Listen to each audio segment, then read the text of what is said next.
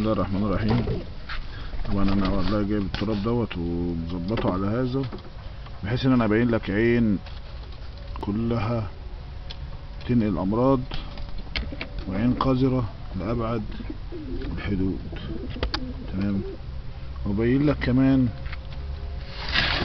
ان انا عندي ازاي تبقى العين ادعي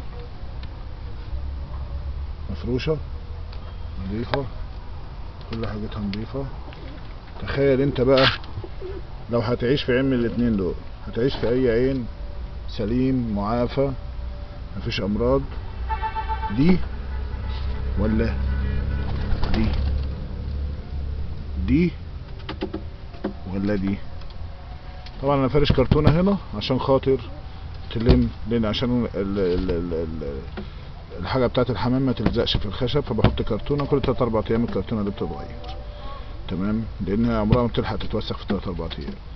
تمام. وبرضه الواحد بياخد بايده اي حاجة بسكينة المعجون من على الكرتونة ديت 3-4 ايام، واخدها انضفها او اسيبها تنشف وبقلبها بعد كده واحطها تاني.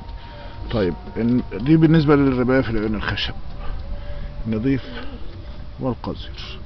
طيب لو عندنا بقى امكانية وبقينا في عيون سلك، هنقول بسم الله ما شاء الله، لا انت محتاج تنظف ولا محتاج تعمل حاجة. ادي العيون السلك، زرع الحمام تحط له حاجة زي دي كده. تمام. بينزل عليها بتشيلها لما بتبقى وسخ وبس. ادي اللي ما بتعملش حاجة، فهو بصراحة هو ده اكتر حاجة صحية. تمام. لكن عشان كلنا زي بعضينا كده لازم خشب، فياريت يبقى بالمنظر ده. صدقني مش هتشوف اي امراض في حمامك من غير علاجات ومن غير اي حاجة، لان احنا بنصرف على العلاج اكتر من مصاريفنا على الحمام نفسه.